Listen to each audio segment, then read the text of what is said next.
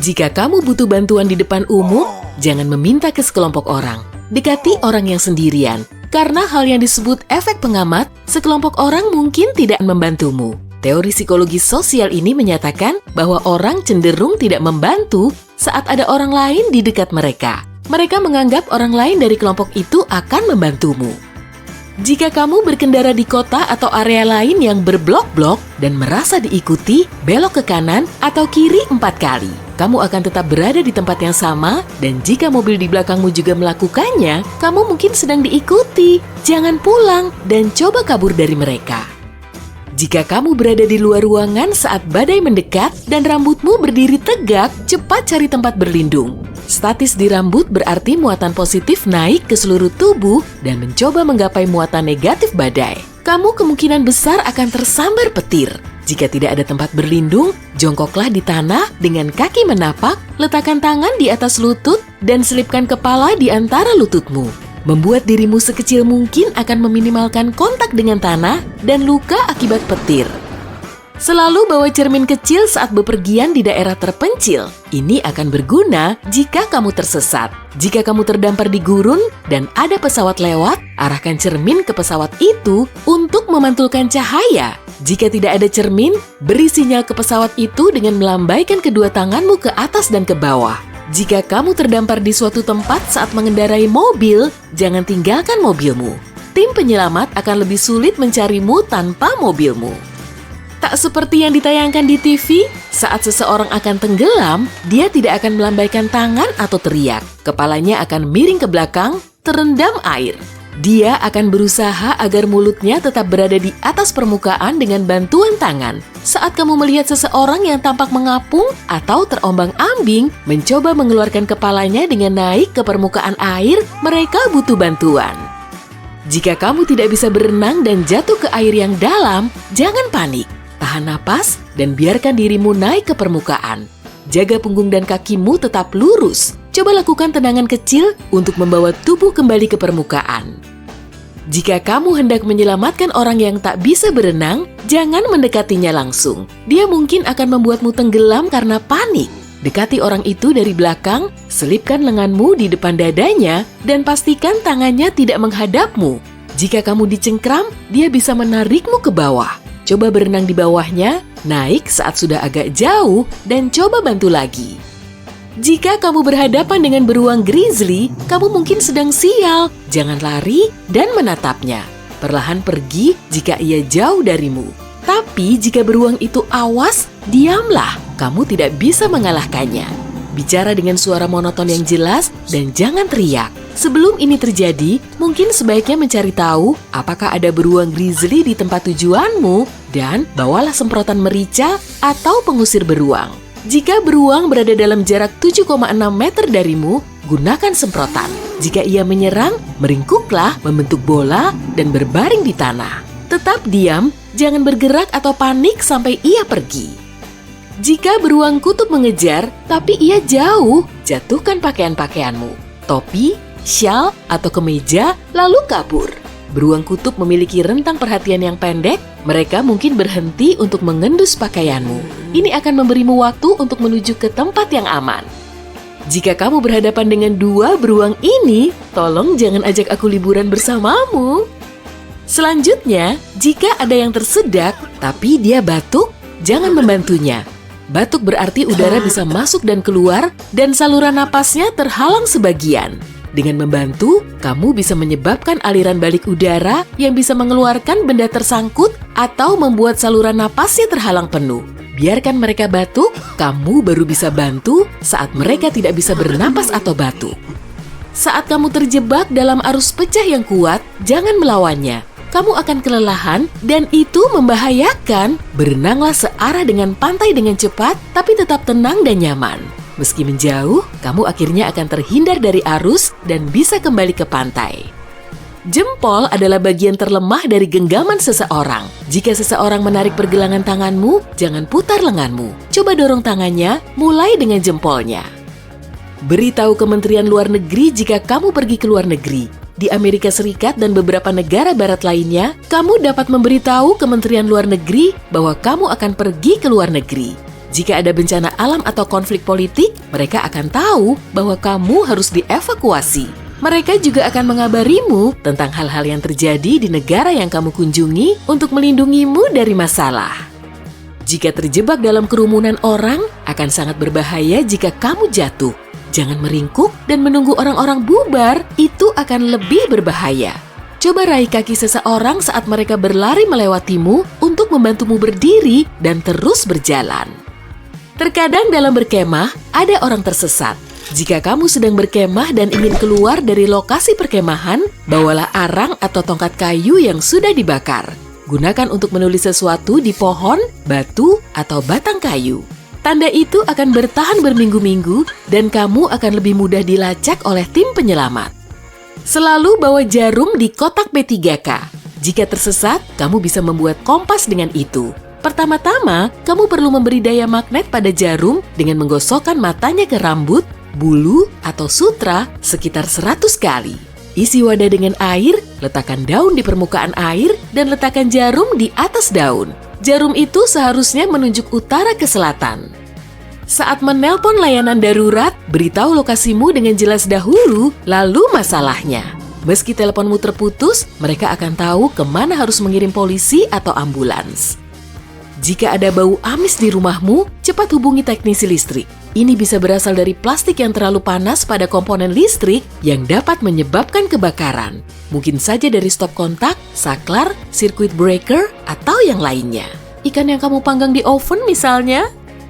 Jika kamu digigit ular, ada beberapa cara untuk mengetahui apakah ular itu berbisa. Kamu bisa bertanya, tapi mungkin ia tak akan menjawab. Ular berbisa biasanya memiliki banyak warna dan pupil seperti kucing. Perhatikan area gigitannya. Jika ada 2 luka tusuk yang dalam, kemungkinan besar kamu diserang ular berbisa. Jika bekas gigitan menyerupai gigi-gigi tajam dan kecil berbentuk huruf U, kemungkinan ia tidak berbisa. Berbisa atau tidak, hubungi layanan darurat dan foto ular itu jika bisa. Akan lebih berbahaya jika kamu menggunakan mulut untuk mengeluarkan bisanya, kamu akan lebih mungkin keracunan daripada membuang racun itu dari tubuhmu. Jika bepergian dan menghadapi suhu beku, kamu berisiko mengalami radang dingin. Pada awalnya, sebagian tubuh akan menjadi keras dan pucat. Lalu, kamu akan merasakan sakit, nyeri, dan mati rasa. Untuk menghindari radang dingin, oleskan petroleum jelly pada hidung, telinga, dan ujung jari tangan, serta kaki. Kamu sudah membawanya kan? Aku jadi ingat, jika menggigil saat kedinginan, kamu aman. Tubuhmu mencoba menghangatkanmu dengan mengencangkan otot. Tapi, begitu kamu berhenti menggigil, serta jika kamu menjadi lelah dan ingin tidur, cepat cari tempat hangat. Kamu berisiko mengalami hipotermia. Kamu butuh kompres hangat di dada, leher, atau perut bagian bawah. Jangan pernah menaruh kompres hangat ke tangan atau kaki. Perubahan suhu yang tiba-tiba bisa memaksa darah dingin mengalir ke jantung, paru-paru, atau otak, menyebabkan suhu inti tubuhmu turun. Jika kamu tersesat dan perlu minum air dari sumber air yang tidak mengalir, rebus untuk memurnikannya. Air yang tidak direbus mengandung bakteri atau minyak dan bahan kimia lain yang bisa membahayakanmu. Suhu dan waktu yang dibutuhkan untuk merebus air tergantung pada ketinggian.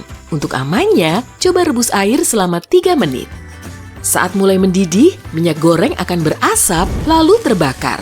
Jika itu terjadi, matikan kompor dan jangan angkat panci, tapi tutup dengan penutup logam.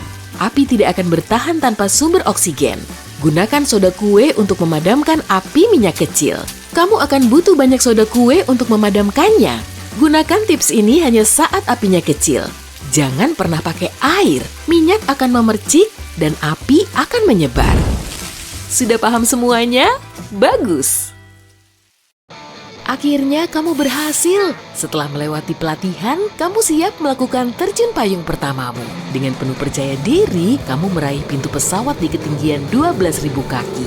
Kamu melangkah keluar memasuki udara, tapi di detik terakhir, kamu mendengar instruktur meneriakkan sesuatu. Maaf, aku belum ngecek parasutnya. Kamu nggak bisa mendengar apa katanya saat terjun menjauhi pesawat, tapi kamu melihat wajahnya sangat khawatir.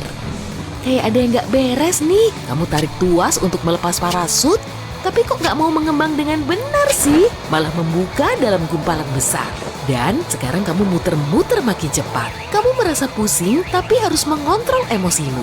Tiap detik sangat penting dan dari ketinggian ini, waktumu untuk bertindak kurang dari 1 menit. Kamu membentuk formasi bowman dengan merentang tubuh dan lengan serta kaki membentuk huruf X. Ini menciptakan lebih banyak hambatan, jadi kamu agak stabil. Hei, parasut ini kan juga hambatan. Sekarang kamu jadi sempat meraih parasut cadangan daruratmu. Masih pusing karena putaran tadi? Kamu coba mengingat di mana letaknya. Kamu meraih tali yang kamu anggap benar dan menariknya dengan kuat.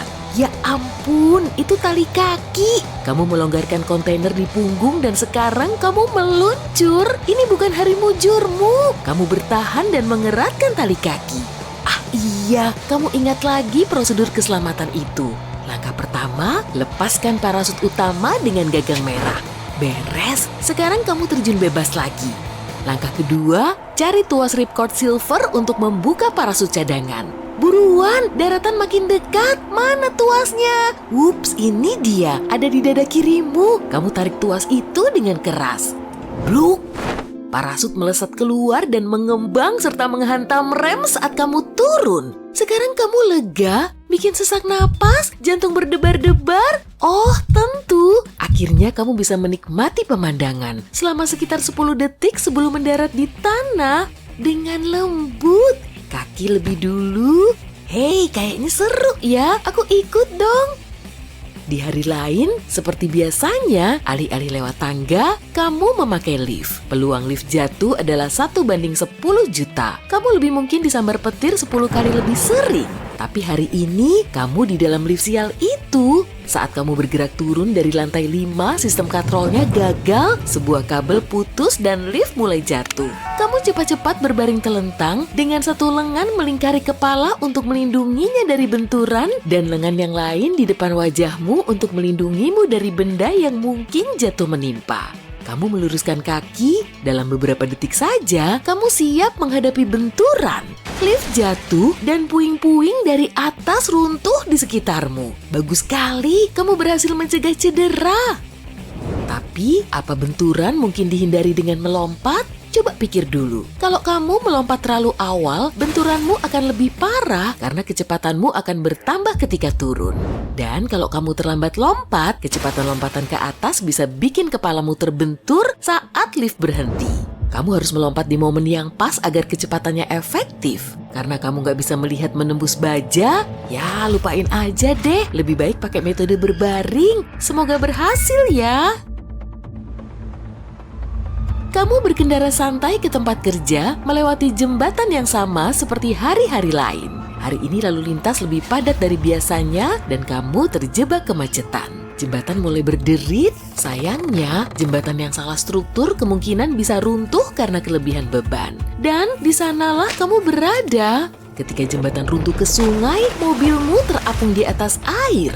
Air pelan-pelan naik di sekitarmu saat mobil mulai tenggelam. Kamu mencoba tetap tenang dan menarik napas dalam. Kamu punya waktu 2 menit sebelum mobilmu tenggelam seluruhnya. Kamu harus bertindak cepat dan menurunkan kaca jendela. Saat melepas sabuk pengaman, kamu melihat air sudah naik ke atas jendela. Kamu mencoba turunkan kaca jendela, tapi macet karena tekanan. Kamu telah kehilangan kesempatan. Kamu tenggelam lebih dalam dan berpikir untuk membuka lagi pintu mobil. Lebih baik jangan. Ini bisa bikin kendaraanmu tenggelam makin cepat. Selain itu, akan lebih berbahaya untuk keluar. Mobil menghantam dasar sungai dan air perlahan-lahan masuk. Kamu mencoba membuka pintu, tapi tekanan begitu kuat. Pintu nggak bisa bergerak. Kamu memikirkan air yang masuk. Mungkin kalau kamu tunggu sampai air di dalam cukup banyak, tekanannya bisa diatur. Jadi, pintu bisa dibuka. Tapi dengan terbatasnya udara yang tersisa dan pintu yang masih nggak mau membuka, risikonya terlalu tinggi. Satu-satunya pilihanmu adalah memecahkan jendela. Kamu melakukannya dengan mudah karena tekanan air dan air mengalir masuk dengan cepat. Kamu menarik napas dalam untuk terakhir kalinya sambil berpegangan di bingkai jendela. Mobil terisi air dengan cepat dan tiba-tiba daya isap berhenti. Kamu menarik diri lewat jendela dan menaruh kakimu di atas mobil, mendorong naik dan berenang ke permukaan. Yeay, lain kali aku gak usah nebeng deh sama kamu. Next, kamu lagi hiking di hutan dan nemu tempat sempurna untuk melihat matahari terbenam. Kamu memfotonya dan hasilnya bagus. Tapi tunggu, jalan kembali ke kemah ke arah mana ya? Hari makin gelap dan kamu nggak tahu gimana bisa sampai ke sini. Kamu cek ponselmu, di ponselmu ada peta, jadi kamu bakalan aman ya kan? Tapi kamu terlalu banyak memfoto alam sampai baterai ponselmu habis tuh. Kamu bisa bertahan sampai 3 jam tanpa tempat berteduh dalam cuaca buruk. Kamu bisa bertahan 3 hari tanpa minum dan sampai 3 minggu tanpa makanan. Kamu harus menyusun tindakan selanjutnya berdasarkan skala prioritas. Kamu menyandarkan tongkat besar ke pohon untuk menyangga atap. Lalu, kamu membangun 2 dinding di sisi-sisinya menjadi rangka yang kuat. Di hutan ada banyak daun dan kamu menutup atap dengan tumpukan daun untuk isolasi dan perlindungan. Di dalam, kamu bikin kasur daun yang bagus, kamu masuk dan menunggu sampai pagi, berharap bisa tidur dengan nyenyak. Kamu nggak bisa tidur nyenyak, tapi nggak bisa juga ninggalin ulasan di aplikasi pemesanan. Tugas berikutnya mencari air. Kamu ikuti tanah terbuka yang menurun, dan akhirnya menemukan anak sungai. Air bersih, cek, dan kamu terus berjalan mengikuti aliran anak sungai, berharap akan membawamu ke sungai besar. Kemungkinan kamu akan menemukan orang dan tanda-tanda peradaban di sepanjang sungai besar. Berjam-jam berlalu dan perutmu mulai keroncongan. Kamu melihat sekeliling mencari makanan, ada buah beri dan jamur, tapi kamu nggak familiar. Lebih baik jangan dimakan kalau kamu nggak yakin beracun atau enggak ya. Kamu ngecek di balik batang dan cabang kayu tua untuk mencari serangga. Ada beberapa ulat Hongkong yang bisa dimakan mentah. Beberapa serangga kalau dimasak bisa menjadi sumber utama zat besi, protein, dan vitamin B12. Kamu melihat ulat itu dan nafsu makanmu langsung hilang. Nggak dulu deh. Akhirnya anak sungai itu terhubung ke sungai besar dan di depannya ada jembatan. Jembatan yang masih berfungsi pula. Perjuanganmu berakhir, kamu buang serangga itu dan memulai petualangan baru. Mencari rumah makan. Yah, aku juga nggak mau deh kemah bareng kamu. Kamu lagi jalan di sebuah ladang, angin makin kencang, dan gak jauh dari sana, sebuah tornado terbentuk. Kamu mulai lari menjauh, tapi gak berhasil sebab kecepatan tornado bisa sampai 96 km per jam. Yang bikin kamu khawatir bukan tornadonya, tapi pepohonan dan bangunan yang terbawa pusaran angin itu yang bikin semuanya menjadi berbahaya. Benda-benda itu berterbangan dengan kecepatan luar biasa ketika terbawa angin kencang yang bergerak sampai 480 km per jam. Kamu mencari tempat berlindung, tapi nggak ada. Satu-satunya kemungkinan cuma parit yang nggak dikelilingi pepohonan atau benda berbahaya lain. Kamu berbaring nyempil di parit dan melindungi kepalamu dengan jaket sambil memeganginya dengan lenganmu sebagai pelindung. Waktu berbaring dengan bunyi gemuruh di sekelilingmu, kamu merasa seperti berada di dalam mesin jet raksasa. Bunyi itu mengerikan, tapi syukurlah kamu nggak berada di jalur tornado. Kamu mendengar puing-puing kecil berdesingan di atas kepalamu dan banyak di antaranya membentur, bergedebukan di sekitarmu, tapi syukurlah nggak kena kamu. Semuanya menjadi tenang, kamu berbaring di sana mengatur napasmu, mencoba untuk tenang. Kamu belum bangkit karena yang terburuk mungkin belum terjadi. Tornado bisa berlangsung dari beberapa detik sampai 1 jam dan kamu nggak mau ambil risiko, lalu bertahan di parit selama sejam penuh. Tapi akhirnya, pas tornado sudah jelas berlalu, kamu kibaskan jaket dan pulang. Tapi kalau dipikir-pikir, kamu kayaknya bawa sial ya. Jadi aku mau hapus kontak kamu aja deh, terus nge-unfriend kamu di medsos. Tapi nanti, abis aku keluar dari rumah sakit. Oke, kamu sedang jatuh dari tebing. Entah bagaimana, kamu tidak tahu kalau dia punya pacar. Aduh, sialnya dirimu. Saatnya mencari solusi untuk masalahmu saat ini. Cobalah meraih apapun yang kamu lihat saat jatuh, entah itu semak, pohon, ataupun batu. Dengan begini, kamu membagi jarak jatuh yang tinggi menjadi beberapa jarak jatuh yang lebih pendek. Dengan tiap sanggahan baru, dampaknya di bawah akan berkurang. Jika dampaknya lumayan banyak terserap, artinya kesempatanmu untuk jatuh dengan selamat menjadi lebih tinggi. Dan kesempatan lain untuk cinta, tapi tidak dengan gadis tadi.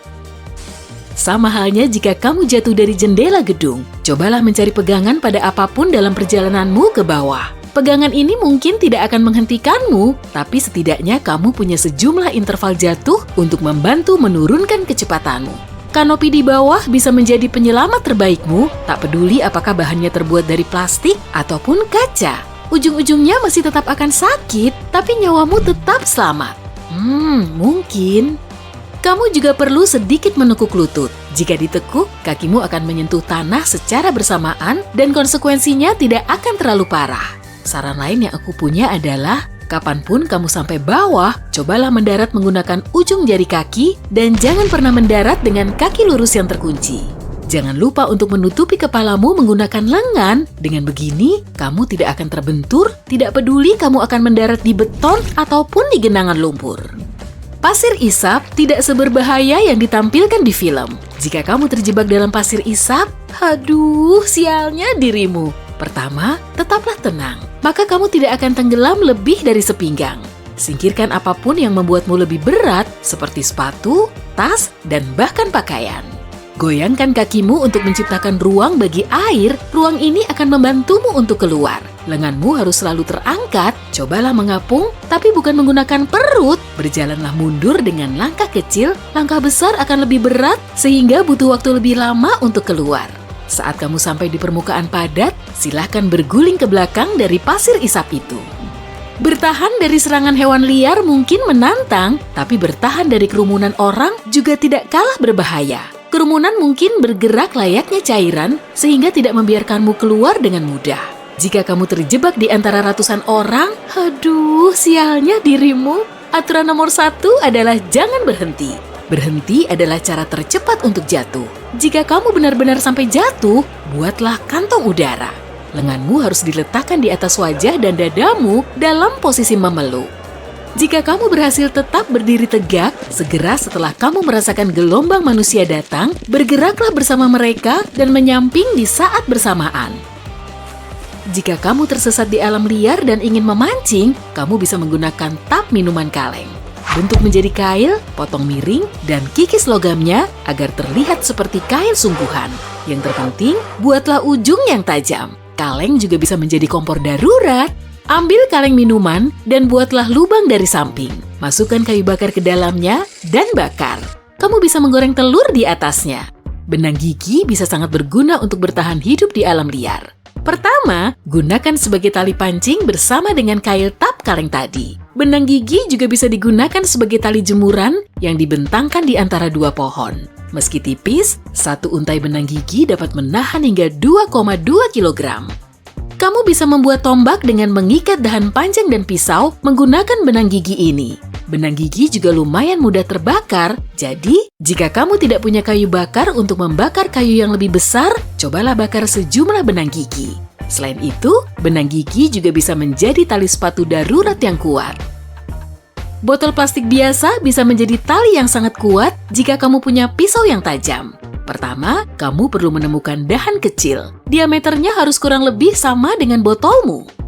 Buat irisan di tengah dahan, kemudian potong sedikit bagian dari dahan ini dengan ukuran cukup besar hingga bilah pisaumu bisa muat ke dalamnya. Potong leher atau bagian bawah botolmu dan buat potongan kecil di tepinya. Lebarnya tergantung lebar tali yang kamu inginkan. Taruh tepi botol di dalam celah tengah dan letakkan pisau di lekukan yang kamu buat dengan mata pisau mengarah ke celah. Mulailah tarik botolmu secara perlahan melewati celah ini, kamu akan melihat botolmu berputar. Saat berputar, pisaumu akan memotongnya menjadi tali. Kamu bisa memakainya untuk membangun gubuk karena bisa dipakai untuk mengikat dahan dan ranting dengan sangat baik.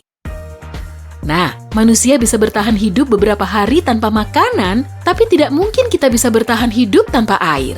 Air di alam liar terkadang nikmat, tapi jika merasa air itu tidak layak diminum, kamu mungkin memerlukan filter air darurat. Mulailah dengan membuat api. Air mendidih mungkin tidak cukup, jadi segera setelah abu apimu dingin, tumbuklah hingga menjadi bubuk. Jangan menggunakan arang yang kamu temukan secara asal di hutan, kamu tidak akan pernah tahu apa yang ada di dalamnya. Kemudian, kamu membutuhkan botol plastik, potong bagian bawahnya, dan buat lubang di tutupnya. Balikan, masukkan sedikit arang, 8 cm sudah cukup, dan tuangkan air melewatinya. Air yang menetes ini siap untuk diminum. Untuk menangkap sisa arang, bungkus tutup botolmu menggunakan selembar kain bersih untuk penyaringan ekstra. Oke, perutmu mulai keroncongan dan kamu mungkin perlu menyalakan api. Sayangnya, kamu tidak punya korek api kayu ataupun gas. Kosongkan kantongmu untuk memeriksa apakah kamu bisa membuat penyulut api darurat. Jika kamu punya baterai, mungkin baterai dari senter dan pembungkus permen karet, itu sudah cukup. Kamu perlu memotong selembar tipis pembungkus foil, tapi cukup panjang untuk menghubungkan kedua ujung baterai. Bagian tengah lembaran ini harus lebih ramping daripada ujungnya. Mendekatlah ke tumpukan rumput kering, ranting kayu kecil, atau bahkan kertas, apapun yang mau kamu gunakan untuk menyalakan api. Lembaran foil ini akan terbakar dalam beberapa detik dan membakar bahan yang kamu siapkan. Nyamuk sangatlah menyebalkan, dan di hutan jumlahnya banyak sekali. Kamu bisa membuat pengusir nyamuk sendiri untuk mengusir serangga berdengung ini. Yang kamu butuhkan hanyalah jeruk, lemon, atau buah sitrus lainnya yang mengandung minyak esensial. Kupas lemonmu dan gosok kulitnya langsung ke kulitmu, remas sedikit sebelumnya untuk mengeluarkan minyak esensial yang kamu butuhkan itu. Salah satu cara yang lebih berguna untuk mencegah gigitan nyamuk adalah menambahkan sejumlah kulit jeruk ke api unggunmu. Saat terbakar, minyak esensial ini akan terlepas dan menakuti serangga penghisap darah ini. Jika kamu ingin mengirim sinyal tanda kamu tersesat dan butuh bantuan darurat, tutupi 3 api kecil menggunakan tanaman hijau seperti rumput dan tutupi lagi dengan kain basah. Kepulan asap putih besar akan terbentuk, 3 kepulan berturut-turut berarti darurat. Dengan menambahkan sedikit minyak ke apimu, akan mengubah asapnya menjadi hitam. Jika kamu tidak punya minyak, gunakan kulit kayu sebagai gantinya. Ingat, makin tinggi tempatmu menyalakan api, artinya makin baik. Jadi, naiklah ke area yang mudah terlihat. Jika seseorang mengikat kedua tanganmu, aduh, sialnya dirimu. Hal pertama yang harus kamu lakukan adalah menggerakkan pergelangan tangan untuk melonggarkan ikatannya. Biasanya, tali dapat dipotong dengan gesekan ke benda keras yang tajam. Jika kamu diikat menggunakan zip tie, coba saja memutuskannya. Kepalkan tanganmu, tekan buku jari kedua tangan, angkat tangan ke atas kepala, lalu turunkan dengan tajam. Tekanannya akan mematahkan zip tie ini. Kamu juga bisa mencoba melepaskan diri dari ikatan zip tie. Pertama, kepalkan tanganmu, pergelangan tanganmu akan membesar seperti ini sehingga memperlebar ikatan. Saat tanganmu dilemaskan lagi, ikatannya akan mengendur sehingga kamu bisa melepaskan diri. Selotip bisa dikunyah atau jika dibasahkan, selotip akan menjadi lebih lembut dan lebih mudah dilepas. Kamu bahkan bisa membasahinya menggunakan air liurmu. Menyeberangi arus air mungkin lebih berbahaya daripada kelihatannya. Saat menyeberang, pilihlah bagian yang lurus dan lebar. Sebelum masuk ke air, periksa apakah arusnya tidak terlalu cepat. Lempar ranting ke dalamnya, dan jika bergerak lebih cepat daripada kecepatan berjalan rata-ratamu, pertimbangkanlah untuk menyeberang di lokasi berbeda. Atau, kamu juga bisa mencari perahu yang ada di dekatmu. Untuk apa repot-repot berenang? Jika berhadapan langsung dengan aligator, kamu bisa menyelamatkan diri hanya dengan satu trik sederhana. Setidaknya itu berhasil bagi seorang pengunjung muda di Moss Park di Florida yang lolos dari cengkeraman aligator. Juliana sedang berenang di perairan dangkal ketika seekor aligator menggigit kakinya dan tidak mau melepaskannya. Beruntungnya, gadis itu tahu apa yang harus dilakukan karena dia memperhatikan saat berkunjung ke taman hiburan yang memiliki aligator. Pertama, dia coba memukul dahi hewan itu, tapi tidak berhasil. Kemudian, dia memutuskan untuk memasukkan 2 jarinya ke dalam hidung aligator. Hewan itu membuka mulutnya untuk menghirup udara, dan kakinya pun bebas. Bukan bermaksud menakutimu, tapi ada sekitar 5 juta aligator liar Amerika yang berkeliaran di 10 negara bagian. Beberapa di antaranya tinggal di tempat-tempat yang biasa dikunjungi untuk beristirahat, seperti lapangan golf, rawa-rawa, danau, sungai, jalur pendakian dan bersepeda, serta tempat pemancingan. Aligator jarang mengejar manusia karena kita bukanlah mangsanya. Manusia lebih sering diserang anjing dan kuda, tapi aligator punya reputasi sebagai predator penyergap, dan setiap serangan menjadi viral. Hal terbaik yang bisa dilakukan untuk selamat dari serangan aligator adalah menghindarinya. Perhatikan tanda-tanda keberadaan aligator di dekatmu. mereka senang berjemur. Jadi jika melihat batang kayu atau tepi sungai yang terpapar sinar matahari, bisa jadi ada aligator bersantai di sana. Terkadang aligator tak mudah terlihat dengan hanya mata dan moncong yang menyembul dari air saat berjemur di bawah sinar matahari. Dan saat ingin kembali ke dalam air, mereka meluncur tanpa cipratan sedikit pun. Aligator yang pintar.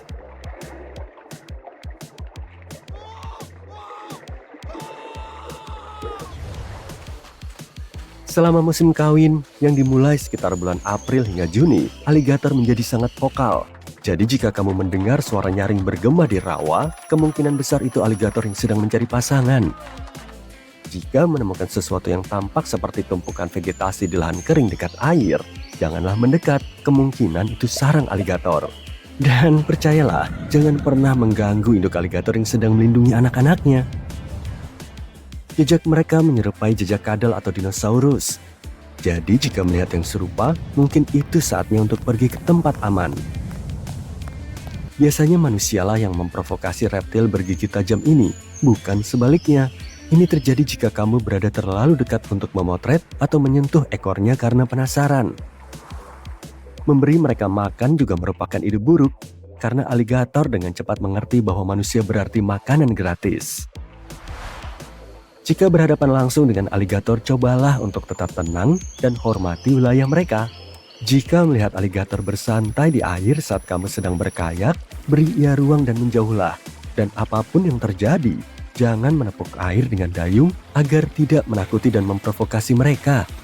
Jika aligator berenang ke arahmu, jangan panik. Mendayunglah menjauh dengan tenang atau tunjukkan bahwa kamu tidak tertarik. Jika cara apapun tidak berhasil dan aligator mencoba menyeretmu ke bawah, bidik bagian yang sensitif. Buaya dan aligator terkenal akan kulitnya yang keras dan tubuhnya yang kokoh, tapi mereka punya bintik-bintik kecil berpigmen yang tersebar di kulitnya. Bintik-bintik ini memiliki sensor sentuhan, membuatnya sangat sensitif terhadap tekanan dan getaran. Percaya atau tidak, bahkan lebih sensitif daripada ujung jari kita. Para ilmuwan sedikit tahu tentang kegunaan bintik-bintik ini. Beberapa menduga ini berfungsi untuk membersihkan, mengeluarkan minyak agar aligator tetap segar. Ada juga yang berpendapat bintik-bintik ini bisa mendeteksi medan listrik atau magnet, atau bahkan merasakan perubahan salinitas air. Namun penelitian terbaru menunjukkan fungsi utamanya adalah untuk merasakan tekanan dan getaran. Bintik-bintik ini merespons segala sesuatu mulai dari riak lembut di air hingga tekanan yang sangat lemah. Cobalah menusuk mata aligator, memukul di bagian atas tengkorak atau sisi rahang. Jika kamu berada di dalam air, bahaya utama adalah tenggelam, bukan gigitannya. Segeralah menuju ke daratan. Manusia jauh lebih lincah di atas tanah dibanding aligator. Tapi jangan lengah begitu keluar dari air. Aligator bisa meninjumu dengan ekor atau tengkoraknya. Tapi kabar baiknya, aligator tidak dikenal akan kemampuan lari maratonnya. Sangat jarang aligator mengejar manusia di daratan. Dan bahkan jika mengejar, mereka tidak akan memenangkan perlombaan. Kecepatan tertinggi aligator sekitar 15 km per jam. Dan mereka tidak mampu mempertahankan kecepatan itu untuk waktu yang lama. Jadi kamu berpeluang besar untuk lari menjauh. Tapi jangan lakukan secara zigzag seperti menurut mitos populer. Itu hanya akan memperlambatmu. Aligator jauh lebih efisien di dalam air dengan kecepatan renang hingga 32 km per jam. Ditambah lagi, aligator mampu menahan napas di bawah air hingga setengah jam dan beberapa memecahkan rekor tersebut dengan waktu 24 jam. Aligator telah beradaptasi untuk memperlambat detak jantung menjadi 2 hingga 3 detakan per menit. Dengan cara ini, aligator mengkonsumsi oksigen di paru-paru mereka dengan sangat lambat. Mata mereka berada di atas kepala, sehingga bisa melihat apa yang ada di atas air sambil bersembunyi di dalamnya. Ya, hampir mirip seperti periskop. Tapi jangan pesimis dulu. Jika kamu menyelinap ke belakang aligator tanpa memicunya menyerang, kamu bisa menutup rahangnya dengan sedikit tekanan. Meskipun gigitannya tidak main-main, aligator kesulitan membuka mulutnya saat kamu menahannya dengan kuat. Kamu bahkan bisa membalikkan aligator menjadi terlentang dan mengirimnya ke mode tenang. Coba masukkan sesuatu ke bagian belakang mulut aligator. Ini akan memacu refleks muntah. Jika tidak mampu melakukan salah satu trik ini, Cobalah membuat suara seberisik mungkin. Kamu mungkin bisa membuat aligator takut, sekaligus memberitahu orang lain di sekitarmu bahwa kamu sedang dalam bahaya dan mereka bisa segera memanggil bantuan. Jika seseorang ingin menyelamatkanmu, ia punya kesempatan lebih besar jika melakukannya di tanah. Jadi mereka tidak boleh melompat ke dalam air untuk menyelamatkanmu. Semua cara ini bisa berhasil pada aligator, tapi mungkin tidak akan berhasil pada buaya. Cara pertama untuk membedakan keduanya adalah dengan melihat moncongnya. Aligator memiliki moncong pendek dan gemuk dengan ujung yang tumpul, seperti bentuk huruf U yang lebar. Buaya memiliki moncong yang lebih panjang dan ramping yang meruncing ke satu titik, lebih mirip bentuk V yang tajam. Coba perhatikan gigi mereka. Saat aligator menutup mulutnya, kamu akan melihat banyak gigi bagian atasnya mencuat ke arah bawah. Gigi buaya lebih merata, beberapa mengarah ke atas dan beberapa ke bawah. Aligator adalah penggemar air tawar, jadi mereka hidup di kolam, rawa, dan danau. Buaya hidup di air tawar, air payau, dan bahkan daerah pantai yang asin. Aligator biasanya lebih santai daripada buaya, tapi keduanya bisa menjadi liar, terutama jika mereka lapar. Jadi jika kamu melihat salah satunya di alam liar, beri mereka banyak ruang, dan mungkin lambaian tangan dari kejauhan. Terlepas dari semua risikonya, beberapa orang masih merasa memiliki aligator sebagai hewan peliharaan adalah hal yang keren, meskipun kebanyakan ilegal. Masalah pertama adalah kamu butuh banyak ruang, karena aligator kecil sepanjang 18 cm yang kamu anggap lucu akan berubah menjadi hewan besar, terutama jika ia jantan. Aligator memiliki 80 gigi di mulutnya dan otot-otot yang dapat meremukkan tulang dengan kekuatan lebih dari 1.360 kg. Mereka juga sangat pintar dan tahu cara untuk melarikan diri dari kandangnya, mengantisipasi gerakanmu, dan bahkan menggunakan alat untuk mendapatkan yang mereka inginkan. Kamu mungkin berpikir bisa melatihnya, tapi ini tidak seperti mengajari anak anjing duduk dan berguling. Dibutuhkan pengalaman bertahun-tahun dan tim yang mendukungmu untuk mengubah naluri liar mereka. Ditambah lagi, mereka tidak tahu kata kenyang dalam hal makan. Terakhir, mereka hidup untuk waktu yang sangat lama, lebih dari 50 tahun. Jadi saat menyadari kamu tidak sanggup menanganinya atau tidak menginginkannya lagi, semoga berhasil menemukan seseorang yang mau mengambil alih.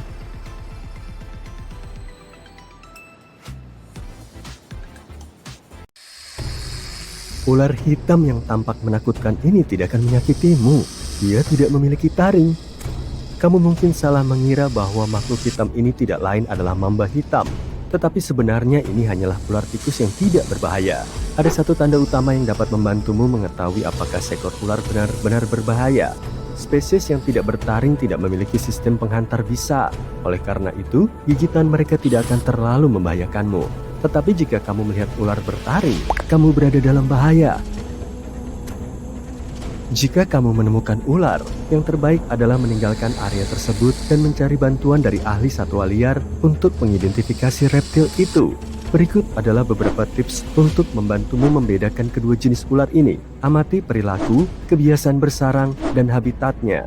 Beberapa ular dapat menggoyangkan ekornya sebagai sinyal peringatan.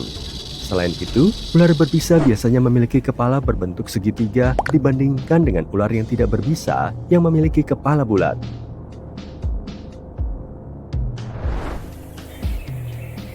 Waktunya untuk ilusi optik. Bisakah kamu melihat ular di sini? Sebaiknya kamu berhati-hati karena ada boomslang yang bersembunyi di pohon itu. Makhluk melata ini telah menguasai seni menyamar dan suka berpura-pura menjadi ranting pohon. Selain itu, boomslang mungkin tidak memiliki indera penciuman yang baik, tetapi mereka bisa mengimbanginya dengan kemampuan mereka untuk mendeteksi bahan kimia di udara. Dengan menggunakan lidahnya, mereka mengumpulkan molekul bau dan menekannya ke organ sensorik di mulut. Ular ini berbisa, lihat saja taringnya. Namun saat tidak digunakan, ular ini dapat melipat kembali taringnya ke dalam mulut dengan rapi. Ular derik dan manusia memiliki kesamaan. Keduanya memiliki banyak aksesori yang terbuat dari keratin dalam tubuh kita. Kuku dan rambut manusia terbuat dari keratin. Dan derik ular derik juga terbuat dari keratin. Suara utama yang dihasilkan makhluk melata ini mirip dengan suara yang kita buat sebagai manusia saat menggosokkan kuku satu sama lain. Tetapi reptil ini melakukannya dengan sangat cepat sehingga terdengar seperti mendesis. Setiap kali ular-ular ini berganti kulit, mereka akan menambahkan segmen baru pada deriknya. Tetapi ini tidak seperti semakin tua seekor ular, semakin banyak segmen yang dimilikinya. Derik mereka bisa luntur atau patah, sama seperti kuku kita. Ular derik serta banyak ular lainnya punya struktur telinga bagian dalam yang unik yang tidak memiliki gendang telinga. Ini berarti mereka tidak dapat menangkap suara di udara seperti kita. Sebaliknya, telinga bagian dalam mereka terhubung ke rahang mereka, dan mereka menggunakan mekanisme ini untuk merasakan getaran. Para ahli biologi masih mencari tahu apakah ular mendeteksi suara melalui tekanan atau getaran mekanis dalam tubuh mereka. Mereka juga merupakan pemakan yang cukup selektif. Ular derik hanya makan ketika mereka merasa lapar, dan ular derik dewasa biasanya menunggu sekitar 2 minggu di antara waktu makan. Waktu yang mereka tunggu dapat bervariasi berdasarkan seberapa besar makanan terakhir mereka. Pemburu licik ini biasanya mengincar tikus kecil, tikus, tupai, dan kelinci, tetapi mereka tidak akan menolak seekor burung jika berhasil menangkapnya. Sebaliknya, ular derik yang lebih muda cenderung memiliki nafsu makan yang lebih besar, terkadang makan sesering seminggu sekali. Sekarang lihatlah taring mereka yang besar. Taring ini seperti jarum suntik, berongga dan tajam, memungkinkan mereka untuk menyuntikkan bisa. Yang benar-benar keren adalah taring ini berengsel dan terletak rata pada rahang atas ular saat mulutnya tertutup, hanya untuk maju tegak lurus saat menyerang. Mulut kapas yang agung dinamakan demikian karena warna putih mencolok di dalam mulutnya yang mereka tunjukkan saat terancam. Ular semi-akuatik ini dengan mudah menavigasi air dan daratan sehingga mendapat julukan mokasin air. Dilengkapi dengan lubang wajah dan penginderaan panas yang terletak di antara mata dan lubang hidung, mereka memiliki kemampuan luar biasa untuk mendeteksi variasi suhu sekecil apapun, mengincar mangsa potensial dengan teliti. Jarang sekali ular mulut kapas menggigit manusia dan hanya melakukan serangan berbisa mereka pada saat-saat tertentu. Berikut ini adalah tip tentang cara membedakan antara ular air yang tidak berbisa dan ular air berbisa ular mulut kapas. Sementara ular air memiliki tubuh yang ramping, ular mulut kapas memancarkan kehadiran yang kuat dan berbobot. Tanda-tanda ini berlanjut dengan ular air yang punya ekor yang memanjang dan ramping, serta kepala yang proporsional dengan lehernya. Kontras dengan kepala ular mulut kapas yang gepeng dan lebar. Pupil mata ular air berbentuk bulat, berbeda dengan pupil mata ular mulut kapas yang berbentuk vertikal seperti kucing. Selain itu, ular air tidak berbisa, tidak memiliki lubang wajah yang khas ular berbisa seperti ular mulut kapas. Inilah bintang berbisa lainnya, ular kepala tembaga. Bau kasturi mereka seperti mentimun. Bisa mereka juga sangat khas. Apakah kamu akan berada dalam masalah jika ular ini menggigitmu? Tentu saja. Apakah bisa ular ini bisa membantu menyembuhkan penyakit yang mematikan? Kurang lebih. Sejauh ini belum 100% terbukti. Tetapi para ilmuwan telah menguji teori ini cukup lama.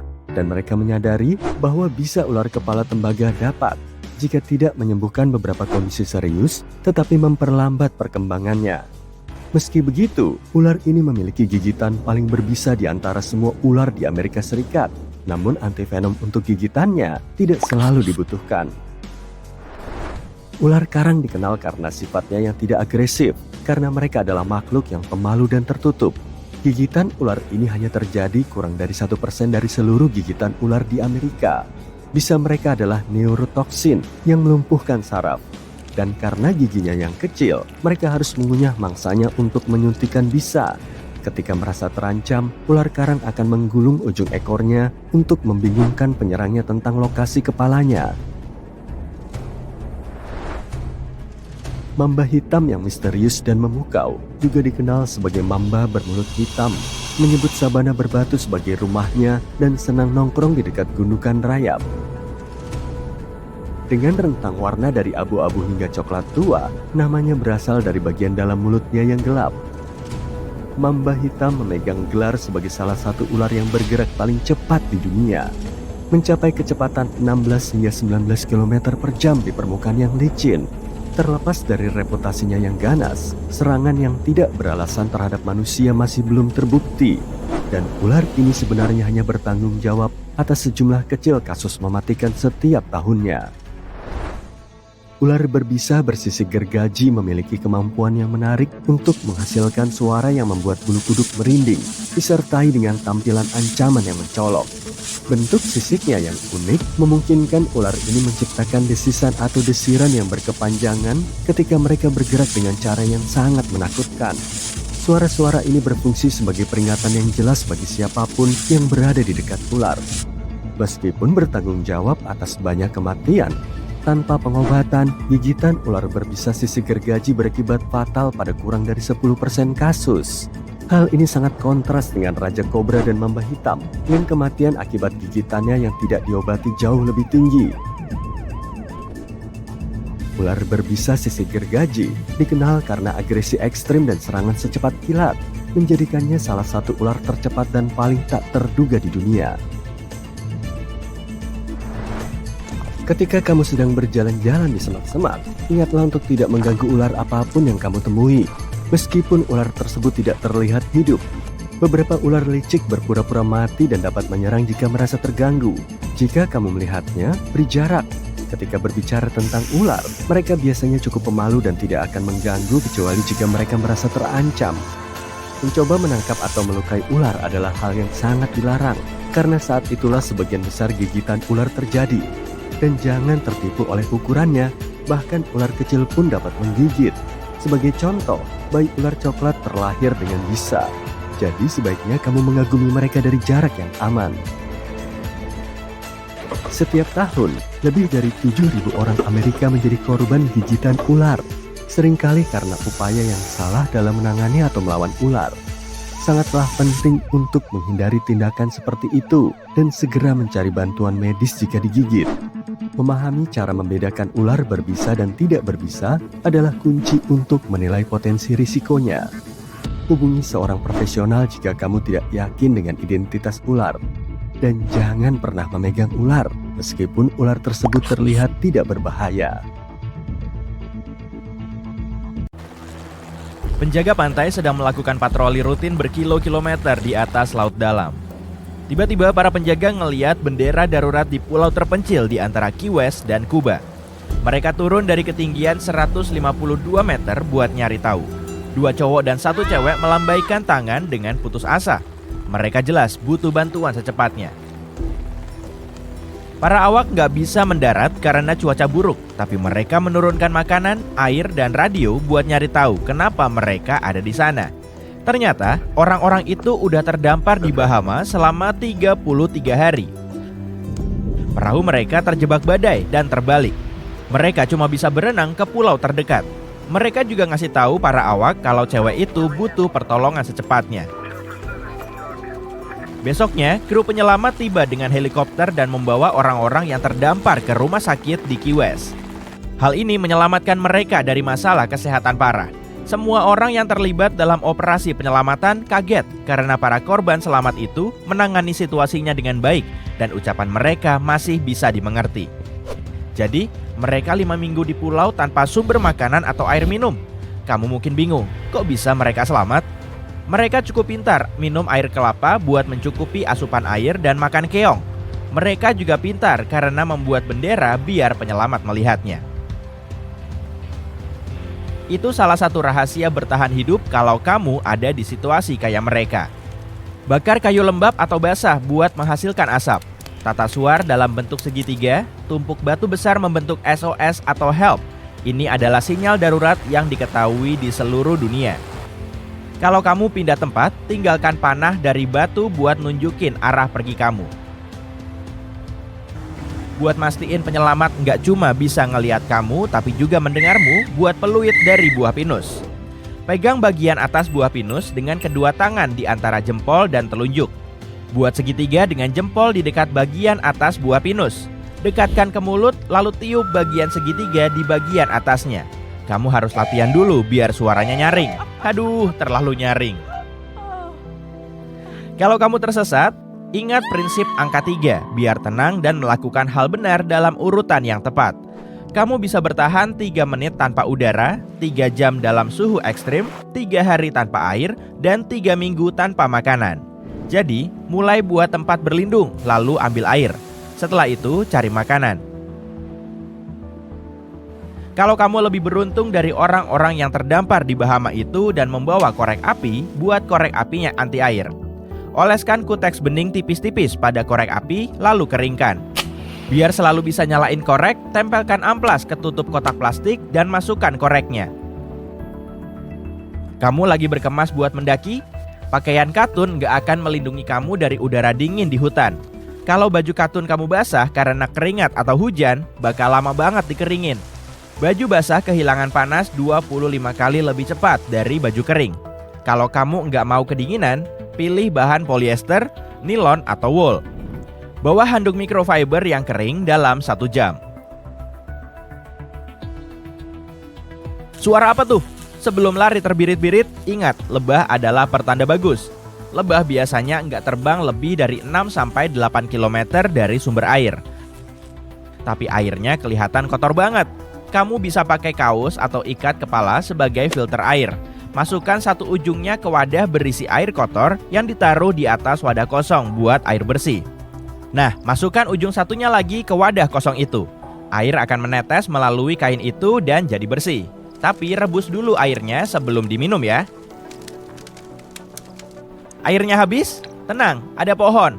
Pohon selalu melepaskan air ke udara dan kamu bisa menangkapnya. Temukan pohon lebat berdaun hijau dengan banyak ranting.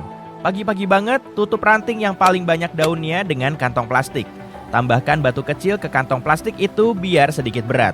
Pada siang hari, air dari daun akan mengembun di kantong plastik.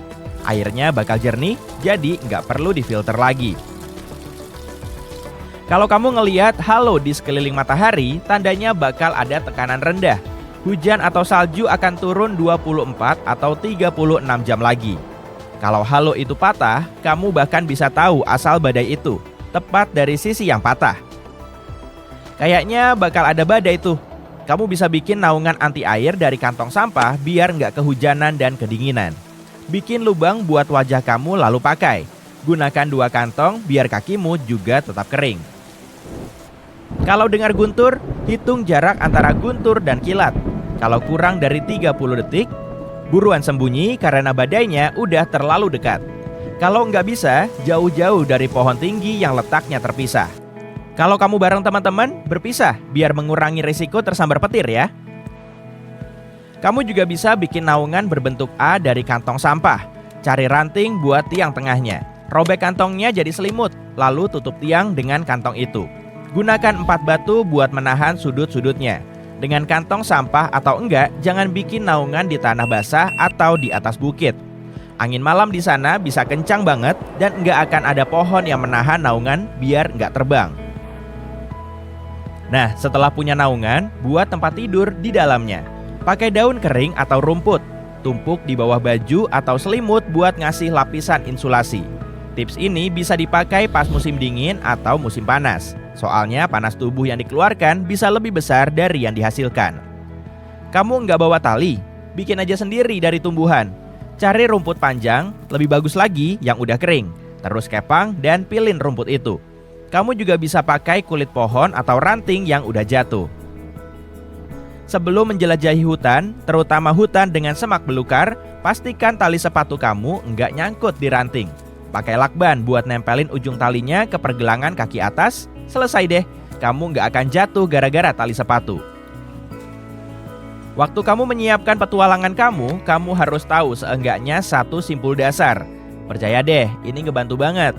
Simpul tiang bakal ngebantu kamu kalau kamu harus ngikat sesuatu pakai tali lewat lingkaran. Semakin kencang talinya ditarik, semakin kencang simpulnya. Taruh tali di tangan kamu dan bentuk lingkaran kecil. Tarik ujung tali lalu masukkan lewat lingkaran dari sisi bawah. Duh, rumit banget ya. Ingat ini, kelinci keluar dari lubang, mengelilingi pohon, lalu mundur ke lubang. Ya, kamu harus melilitkan talinya ke tali yang berdiri dan ambil ke belakang lewat lingkaran itu. Sekarang kencangkan dan simpul kamu udah jadi. Kalau kamu bawa makanan yang pengen kamu simpan lebih lama, masukin ke kantong plastik atau kain tipis, lalu tutup. Kamu bisa pakai karet gelang, ikat rambut, atau bungee cord. Gali lubang cukup dalam di tanah gembur biar bisa menampung makanan kamu. Tutup dengan lap tangan biar nggak ditemukan hewan yang lapar. Isi lagi lubang itu dengan tanah, tambahkan lumut, jerami, atau daun biar nggak kentara. Kalau ada es atau salju, gunakan buat efek penyejuk. Tapi tandain tempat itu biar gampang ditemukan. Sekarang, makanan kamu nggak akan basi dalam 2-3 hari. Bagaimana jika 99% umat manusia menghilang? Pertama, kita berbicara tentang pengurangan jumlah manusia secara besar-besaran, sehingga hanya menyisakan 80 juta manusia di seluruh planet ini. Tapi hey, jangan panik dulu. Mari kita lihat bagaimana perjalanan liar ini akan terjadi. Bayangkan kota yang ramai berubah menjadi kota hantu, jalan raya yang kosong, dan lingkungan yang sepi. Ini akan menjadi seperti liburan tanpa akhir bagi mereka yang ditinggalkan. Tentu saja, akan ada beberapa tantangan yang harus dihadapi. Seperti, saluran gas yang tidak terawat yang menyebabkan kebakaran, dan fasilitas penyimpanan bahan kimia dan pabrik industri yang ditinggalkan dapat menimbulkan polusi. Oh, dan jangan lupakan pembangkit listrik tenaga nuklir yang terbengkalai. Hewan-hewan liar akan lebih bebas dan sapi serta domba domestik yang malang akan berjuang di iklim utara yang dingin. Lebih buruk lagi, bensin yang disimpan tidak akan bertahan lama karena tidak terlalu bagus dalam menjaga kestabilannya. Mari kita lihat sisi positifnya. Dengan jumlah penduduk yang hanya 80 juta orang, akan ada banyak sumber daya. Mengatur dan menyelamatkan apapun yang tersisa akan sangat mungkin dilakukan, terutama di negara-negara kecil seperti Belgia. Mereka mungkin akan memiliki sikap, "Hey, kita bisa." Mereka hanya memiliki sekitar 120.000 orang yang tersisa, semuanya hanya berjarak beberapa jam perjalanan dari satu sama lain. Tentu saja, jika 1% populasi dunia yang tersisa ini tersebar di seluruh dunia secara merata berdasarkan populasi negara sebelum peristiwa ini terjadi. Dalam hal ini, hampir semua negara akan menghadapi situasi yang sama. Bayangkan Korea Selatan dengan 1,5 juta penduduk, sebagian besar berkumpul bersama. Brazil akan memiliki 2 juta penduduk yang bersantai di sepanjang pantai Atlantik. Mudah-mudahan tidak seperti film-film di mana geng-geng pasca apokaliptik menjadi gila. Para penyintas akan mencoba untuk tetap bersatu dalam komunitas lama mereka. Orang-orang yang banyak akal ini akan bersatu dalam komunitas keluarga dan desa yang baru, dan mereka akan memiliki pengetahuan dan keterampilan untuk menangani setiap pengacau. Ingat, kita adalah makhluk sosial, dan kita ingin tetap bersatu untuk menghadapi hal yang tidak diketahui. Setidaknya, kita tidak perlu memulai dari nol di sini. Kita akan memiliki keuntungan besar. Semua pengetahuan yang telah dikumpulkan oleh umat manusia akan tetap bersama kita. Jika kita memiliki listrik dan internet, kita akan baik-baik saja. Jadi apakah kita akan melakukan reindustrialisasi? Ya, tentu saja. Kita memiliki peralatan dan mesin yang masih tersedia, sehingga kita bisa memulainya. Memang, energi terbarukan mungkin sulit pada awalnya, dan kita mungkin harus bergantung pada bahan bakar fosil seperti batu bara, tetapi kita memiliki banyak sumber daya, dan kita akan menemukan cara untuk membuatnya berhasil. Ditambah lagi, kita memiliki beberapa pemikir brilian dengan keterampilan kritis yang akan menghadapi tantangan ini. Hal-hal semacam ini terjadi di kehidupan nyata. Pikirkan tentang peristiwa keruntuhan sejarah. Mereka membuat comeback epik yang berlangsung selama berabad-abad. Pada abad ke-14, wabah penyakit menyerang dan merenggut nyawa hingga separuh penduduk Eropa. Timur Tengah juga terkena dampaknya, dengan sekitar 1/10 dari populasi global menyerah pada penyakit ini. Anehnya, peristiwa dahsyat ini hanya berdampak kecil pada kemajuan teknologi dan ekonomi Eropa. Dan 2 abad kemudian, populasi akhirnya pulih seperti semula. 2 contoh keruntuhan lainnya adalah keruntuhan Romawi dan zaman perunggu. Keduanya meruntuhkan peradaban mengesankan yang telah menikmati kemajuan teknologi dan kemakmuran ekonomi serta terlibat dalam perdagangan internasional. keruntuhan zaman perunggu terjadi antara 1200 hingga 1150 tahun sebelum Masehi, yang menyebabkan jatuhnya peradaban Mycenaean Yunani dan Hittite serta melemahnya peradaban Mesir dan Asyur. Hingga hari ini, para sejarawan masih belum mengetahui secara pasti alasan di balik keruntuhan ini. Roma, yang pernah memiliki lebih dari 1 juta penduduk dan menjadi pusat kekaisaran Romawi Barat selama berabad-abad, mengalami kemunduran yang dramatis pada abad ke-5. Dalam beberapa dekade, seluruh kekaisaran runtuh. Butuh waktu hingga tahun 1930-an bagi Roma untuk melampaui puncak populasi sebelumnya. Untungnya, tidak ada contoh historis tentang peristiwa keruntuhan yang mengakibatkan lebih dari 20% populasi global mati. Banyak aspek infrastruktur fisik kita seperti mesin, peralatan, dan bangunan masih utuh dan dapat digunakan, menempatkan kita pada posisi yang jauh lebih baik dibandingkan pada tahun 2500 sebelum Masehi. 80 juta orang yang masih hidup akan memiliki akses ke kekayaan pengetahuan yang telah dikumpulkan oleh umat manusia. Selain itu, beberapa orang mungkin memegang profesi penting seperti insinyur atau ahli kimia. Sangat mungkin bahwa beberapa orang akan memiliki pengetahuan pertanian, membantu memberi makan penduduk. Oke, tapi mari kita buat skenario ini lebih personal. Jika suatu hari kamu terbangun dan mendapati 99% dari populasi hilang, tidak diragukan lagi, itu akan menjadi pengalaman yang luar biasa dan tidak masuk akal.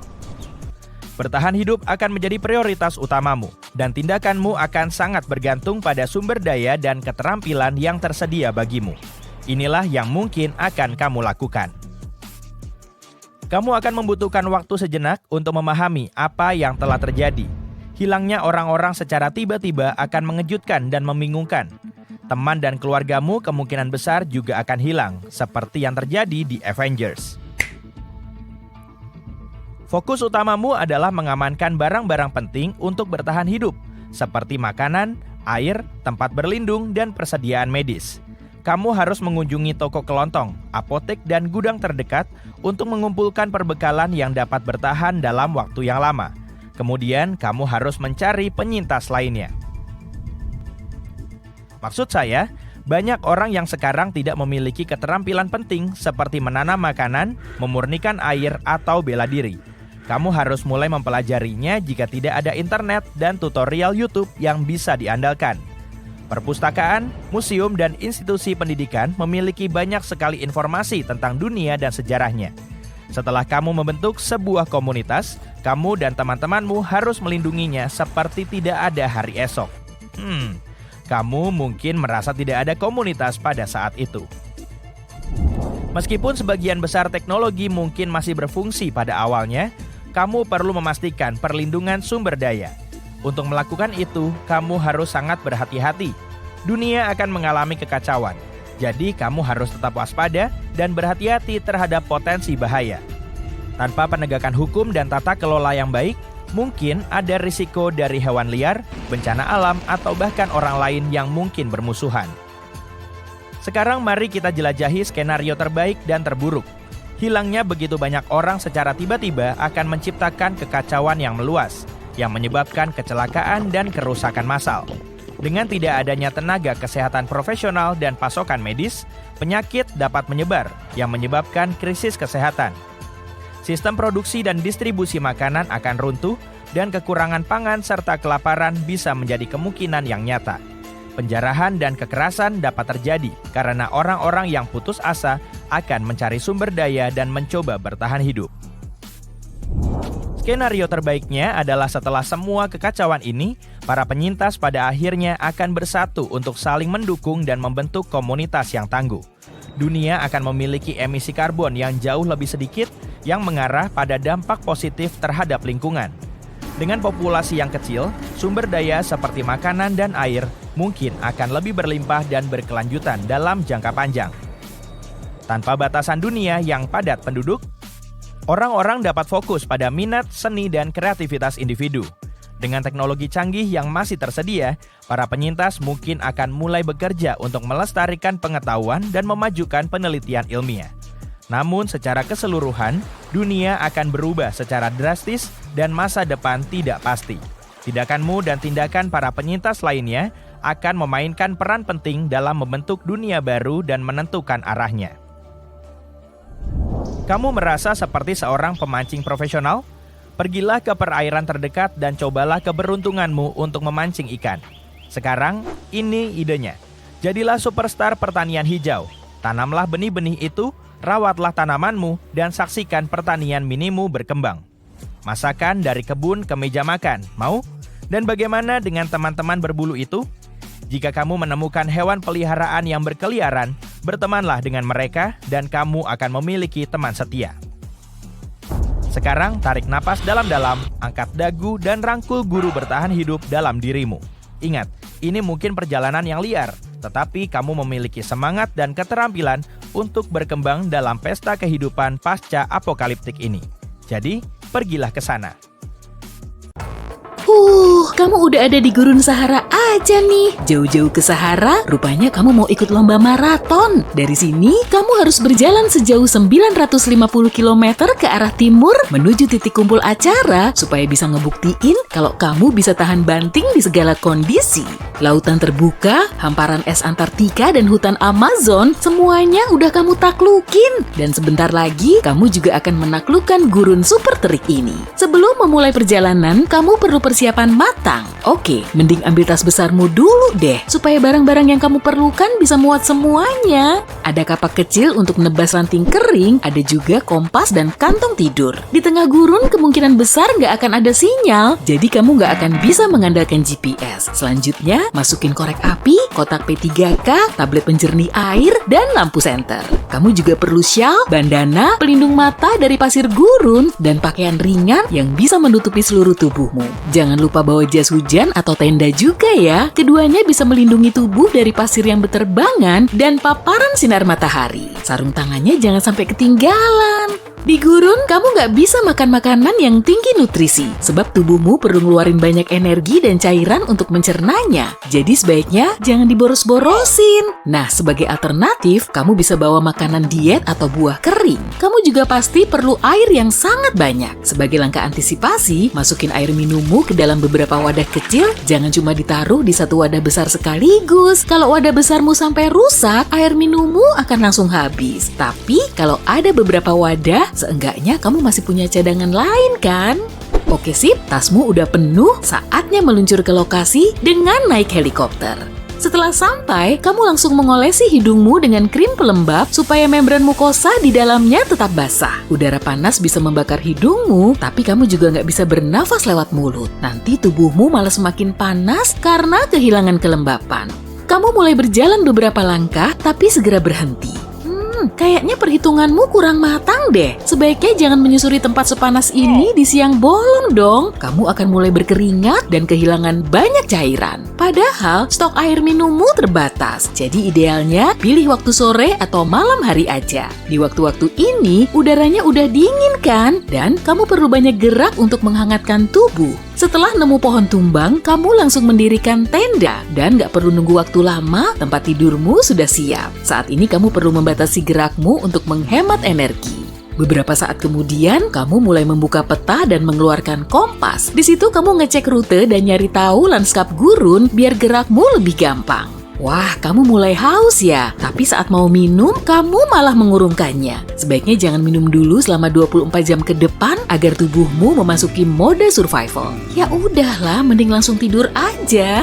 Butiran pasir menerpa wajahmu, kamu pun bangun, lalu melihat badai pasir yang terus mendekat. Gawat, di dekatmu ada pohon lapuk tuh, rantingnya berjatuhan diterjang badai. Buruan, cari tempat berlindung. Kamu langsung pakai kacamata dan syal basah biar nafasmu lebih lancar. Tapi kalau nggak bawa syal, kamu perlu menutup wajahmu pakai tangan. Dan seluruh tubuhmu harus terlindungi oleh pakaian.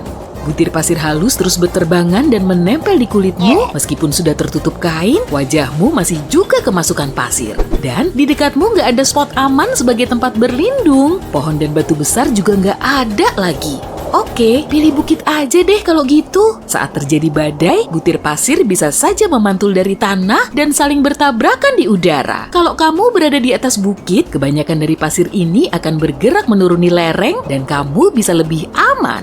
Jadi, kamu harus sampai di atas bukit secepat mungkin. Dalam kondisi seperti ini, gerakmu akan makin sulit, kamu akan kehilangan banyak energi. Dan kamu perlu berjalan mundur sambil memunggungi arah datangnya angin untuk melindungi wajahmu. Duh, badainya makin kenceng aja nih. Tapi untungnya kamu berhasil naik dan sampai di atas bukit pasir kecil. Saatnya duduk di tenda sambil nunggu. Tapi tubuhmu mulai kecapean dan kamu mulai terbuai ke alam mimpi. Beberapa jam kemudian, kamu terbangun dalam sepi. Badainya udah reda.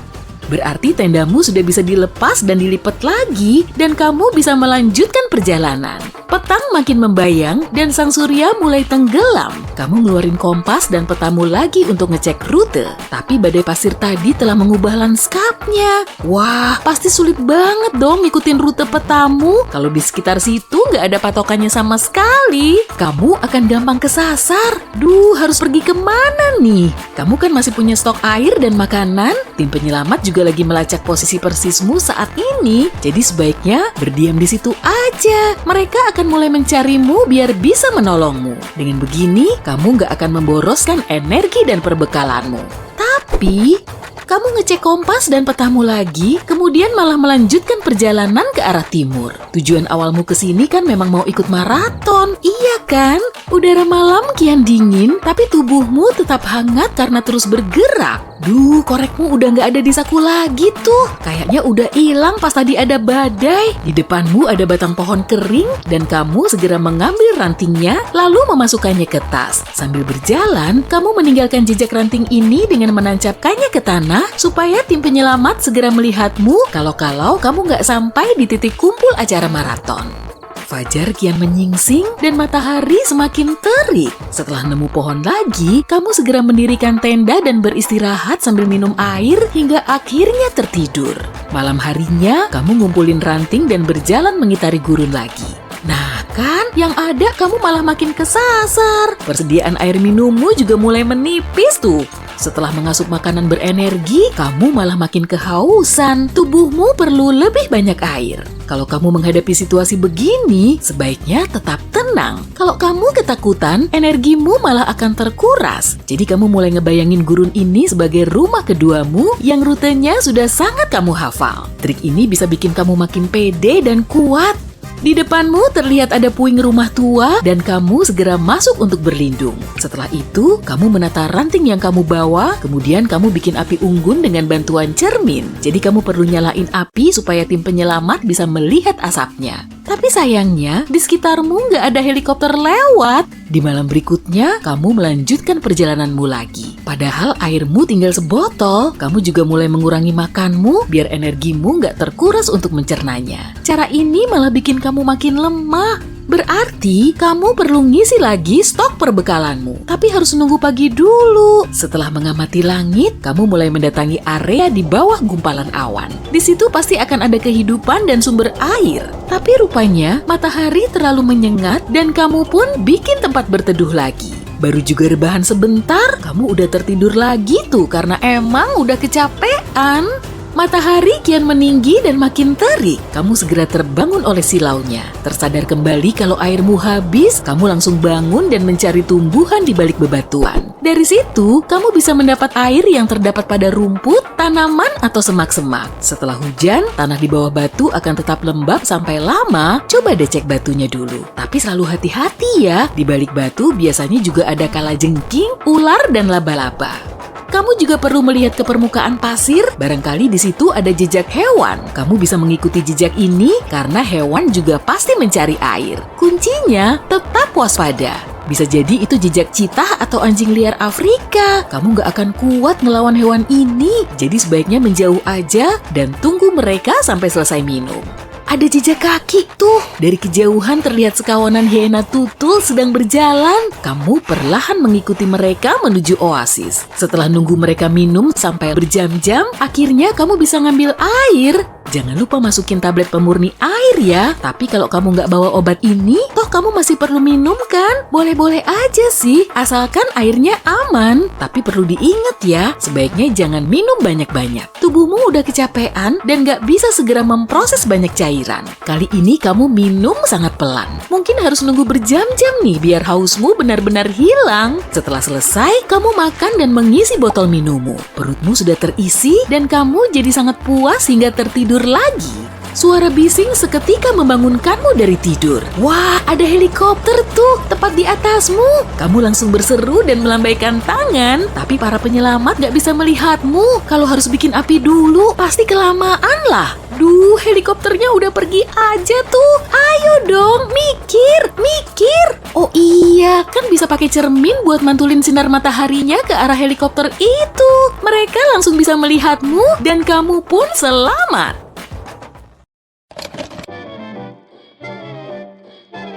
Selamat datang kembali di Sains dan Kamu.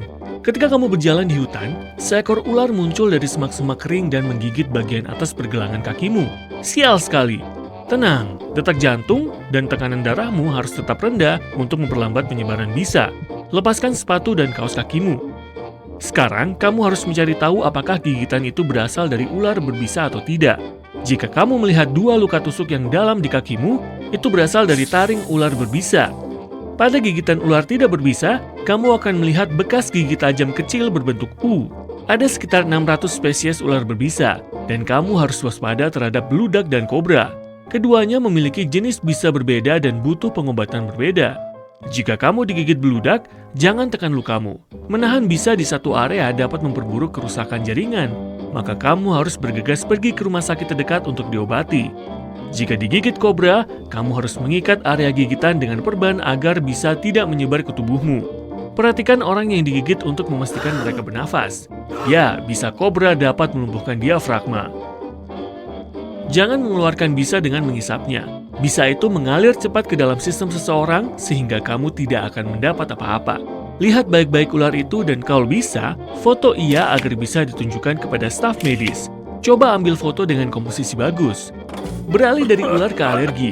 Sebagian besar orang merespons alergen dengan hidung beringus atau bersin-bersin, tapi yang lain memiliki respons yang jauh lebih rumit. Ruam gatal mungkin menjadi tanda reaksi alergi. Itu mungkin mirip dermatitis dan bisa muncul 1 minggu setelah terekspos ke penyebab alergi.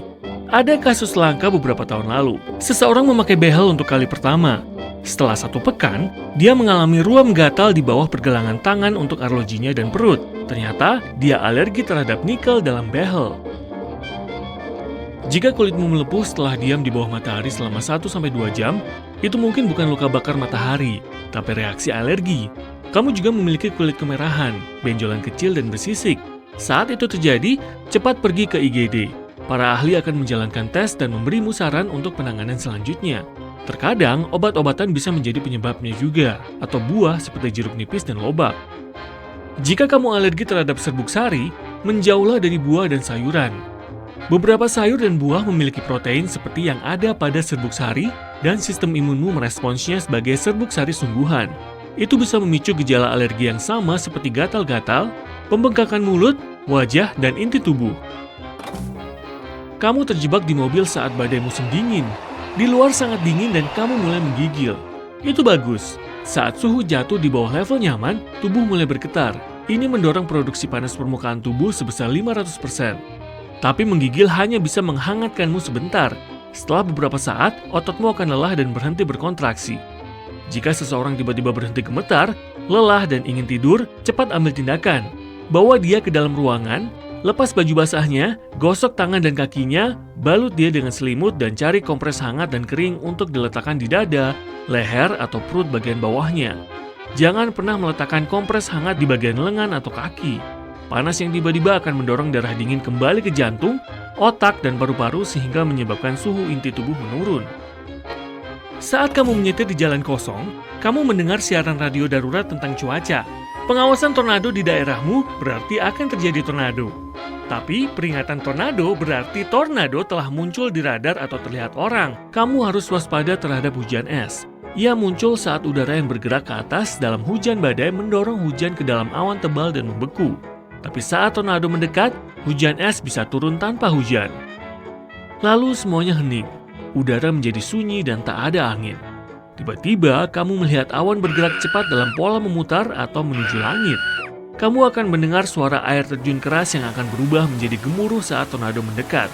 Itu akan mirip dengan suara kereta api dan jet. Puing akan berjatuhan dan awan berbentuk corong akan mulai berputar, menarik ranting dan membuatnya mengapung.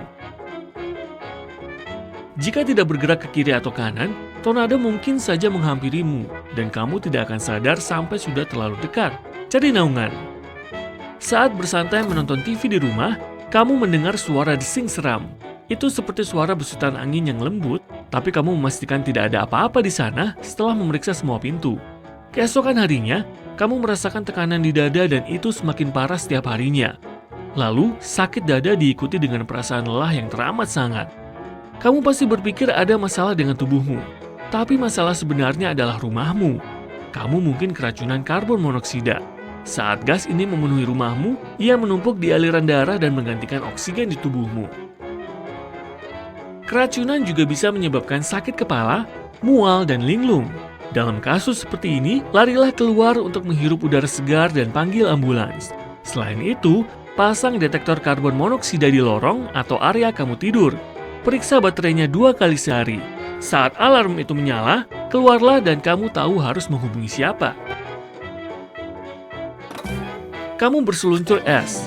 Es di danau tampak lebih tebal daripada biasanya. Dan kamu mendengar suara retakan. Lalu kamu terjatuh ke air dingin. Pertama, tubuhmu akan terkejut karena perubahan suhu yang tiba-tiba. Jangan khawatir, itu akan berlalu setelah 1-3 menit. Sekarang, kamu harus mencari es yang kukuh dan berpegangan ke sana. Jangan mencoba memanjatnya. Letakkan saja lenganmu ke sana. Tendangkan kakimu dan dorong es itu ke depan. Itu akan membantumu menyeret tubuh ke atas es. Begitu kamu ada di lapisan es, jangan berdiri. Jika kamu berdiri, bobotmu akan berpusat pada area es lebih kecil dan es akan pecah lagi. Terus berguling sampai kamu berada di tanah yang lebih stabil. Bagaimana jika kamu harus memecahkan jendela mobil yang panas? Jendela mobil memiliki lapisan bahan yang bisa tahan gaya. Ini yang perlu kamu lakukan. Hindari jendela belakang atau kaca depan mobil. Itu lebih sulit dipecahkan. Pecahkan jendela sisi penumpang dan pengemudi. Jika kamu punya palu, jangan pukul kaca di tengah. Pecahkan bagian sudut tempat kaca mudah pecah. Jika jendelanya tidak pecah dengan palu, obeng atau benda apapun yang kamu punya, cari batu lancip. Jika itu juga tak berhasil, sebaiknya gunakan busi mobil. Buka kap mesin, tarik businya, pecahkan penutup porselennya, dan lempar pecahan keramiknya ke jendela. Di tengah musim panas, dan kamu berlibur ke pesisir Pasifik, tiba-tiba kamu merasakan gempa kuat. Ini bisa menjadi tanda peringatan pertama tsunami mendekat, atau itu bisa memicu gelombang besar dari ribuan kilometer. Tapi ada tanda-tanda lain tsunami mendekat, salah satunya adalah perubahan ketinggian air, pasang atau surut. Jika kamu melihat laut surut dengan cepat dan dasar laut terlihat, kamu harus lari setidaknya 30,5 meter di atas permukaan laut dan 1,6 km di darat.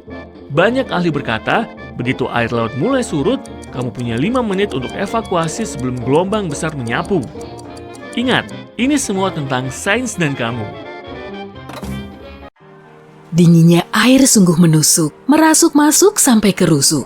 Nafasmu berat dan tersengal, jeritan terus terngiang di sana-sini di tengah hamparan laut tiada ujung. Malam semakin larut, langit pun seketika kalut, pekat tanpa bintang. Dalam gigilmu terselip ketakutan. Kapal yang kamu naiki mulai karam ke dasar laut. Kebanyakan orang yang pernah mengalami insiden seperti ini akan trauma seumur hidupnya. Wanita yang akan kukisahkan ini telah selamat dari kecelakaan kapal. Bukan cuma sekali atau 2 kali loh, tapi 3 kali. Dan rupanya dia tidak kapok. Terbukti dia terus bekerja di berbagai kapal pesiar sebagai pramugari. Namanya Violet Jessop, si nona yang tidak bisa tenggelam. Masa kecil Violet terbilang singkat karena dia harus menjadi dewasa sebelum waktunya. Sebagai sulung dari 9 bersaudara, dia harus merawat adik-adiknya. Hidup terasa pahit saat dia mulai sakit. Bahkan dokter pun memvonisnya tak akan selamat. Tapi dia bertahan. Saat masih belia, dia pindah ke Inggris bersama sang ibu, merawat adik-adiknya, dan mengenyam pendidikan di sekolah biara. Ibunya bekerja sebagai pramugari kapal dan saat dia jatuh sakit, Violet muda mengikuti jejaknya. Tapi karena masih belia dan berparas cantik, Violet selalu saja ditolak. Nanti bisa-bisa mengganggu para penumpang dan awak kapal. Violet tidak menyerah begitu saja. Dia mengikuti wawancara dengan pakaian lusuh dan rambut acak-acakan. Yang terpenting, dia mau bekerja keras di kapal. Dan akhirnya, dia diterima. 2 tahun pertama berlalu tanpa kendala. Tapi kemudian, mulai terjadi serentetan kemujuran. Atau kesialan. Ya, tergantung cara pandangmu sajalah. Pada tahun 1910, Violet diterima kerja di kapal paling mewah di zamannya, Royal Mail Ship Olympic. Kapal ini berlayar mengarungi Samudra Atlantik dari Inggris menuju Amerika. Para teknisinya tidak begitu mengutamakan kecepatan kapal, tapi lebih mementingkan kenyamanan. Sebagai upah kerjanya, Violet cuma dibayar sebesar 2 pon per bulan. Kalau sekarang, kira-kira setara dengan 3,8 juta rupiah. Dia tak gentar meski harus bekerja keras dari pagi hingga malam karena dia memang mencintai pekerjaannya itu. Dia suka berinteraksi dengan banyak orang. Dia juga suka menikmati pemandangan Samudra Atlantik. Pada tanggal 20 September 1911, Violet bekerja di geladak seperti biasa. Lautnya tenang, cuacanya juga cerah, semuanya terlihat normal. Kapal sedang berlayar mengarungi Selat Solent yang memisahkan Pulau White dengan daratan utama Inggris. Pada saat itu, kapal militer Inggris muncul di depan. Seharusnya kapal itu telah melewati kapal Olimpik. Tapi rupanya ada masalah. Kapten kapal Olimpik mencoba bermanuver untuk menghindari tabrakan, tapi upayanya gagal. Haluan kapal Hawke memang didesain khusus untuk menghancurkan kapal lain. Dan saat itu, ia menabrak kapal Olimpik. Boom! Kapal itu terombang-ambing. Penumpang pun menjerit ketakutan. Bagian kanannya robek parah. Violet tersungkur oleh hantaman kapal. Sepertinya salah satu kapal terbesar saat itu mulai tenggelam. Tapi untungnya tidak begitu kejadiannya. Kedua kapal tetap terapung dan tidak ada korban jiwa. Kali ini Violet bernasib baik. Kecelakaan di kapal itu tidak membuat nyalinya ciut. Dia tidak mau berlarut-larut memikirkan kejadian itu. Dia pun terus melanjutkan karirnya sebagai pramugari.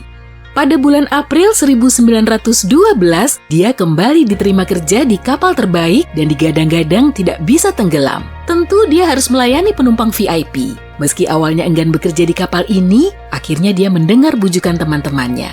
Jadi, dia menaiki kapal Titanic pada tanggal 10 April 1912 dan meninggalkan pelabuhan Southampton, menunggu nasib. Saat hari-hari pertama, semuanya terasa normal, tapi di hari keempat pelayaran, terjadilah salah satu bencana yang paling terkenal di dunia. Violet sedang beristirahat di kabinnya. Dia sudah hampir terlelap saat tiba-tiba merasakan goncangan. Lalu, dia diminta untuk menuju ke geladak atas. Saat Titanic menghantam gunung es, mereka masih bisa tenang karena sangat mengandalkan kapal yang diyakini tidak bisa tenggelam itu. Bahkan saat palkanya mulai dimasuki air, mereka masih tenang di geladak atas. Violet bersama para pramugari lain juga menyaksikan proses evakuasi ke Sekoci. Wanita dan anak-anak dievakuasi terlebih dulu. Lalu, salah seorang petugas kapal menyuruh Violet naik ke perahu untuk meyakinkan kalau perahunya super-duper aman. Setelah dia berhasil naik, penumpang lain mengikuti. Tapi tiba-tiba, seseorang menyodorkan bayi yang dibedong ke tangannya. Tanpa pikir panjang, Violet mendekap bayi itu agar tetap hangat. Sementara Titanic terus tenggelam. Dia terus mendekap erat bayi itu sampai skocinya diangkat oleh kapal penolong Carpathia. Setelah di atas geladak, seorang wanita berlari ke arahnya. Tanpa sepatah kata pun, dia langsung merebut bayi itu dari tangan Violet. Oh, wanita itu mungkin ibu dari si bayi, pikir Violet. Makanya, dia tak mencoba merebutnya lagi. Karena sangat kedinginan dan mati rasa, dia tak terlalu merisaukan tindakan wanita itu yang tidak berterima kasih kalau bayinya telah dia selamatkan. Beberapa tahun kemudian, Violet teringat kembali pada bayi ini karena kejadian yang tidak biasa.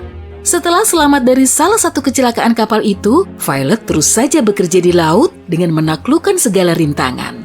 Pada tahun 1916, dia bekerja sebagai perawat rumah sakit terapung Britannic. Kapal yang serupa dengan Olympic dan Titanic ini berlayar menuju Laut Aegea. Tanggal 21 November, kapal mengambil rute yang sudah sering dilalui. Tapi rupanya hari itu mereka bernasib nahas. Britannic menghantam ranjau bawah air. Kali ini Violet selamat dari kecelakaan kapal ketiga. Tapi proses penyelamatannya tidak semudah kedua kecelakaan sebelumnya.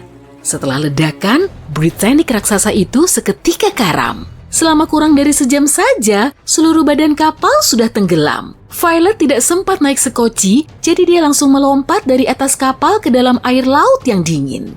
Di laut, ia berenang menuju ke sekoci terdekat, lalu menaikinya. Tapi penyelamatan itu berubah jadi masalah baru. Baling-baling kapal masih berfungsi, sehingga membuat airnya berpusar dan menyeret sekoci ke arahnya.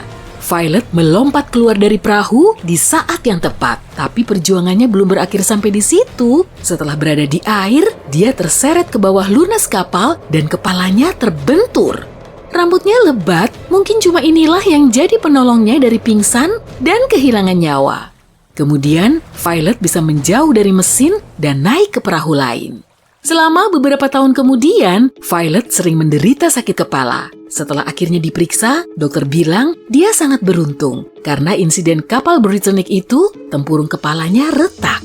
3 kecelakaan yang berhasil Violet lalui tidak menghentikan langkahnya. Dia terus bekerja di kapal pesiar sampai tahun 1950.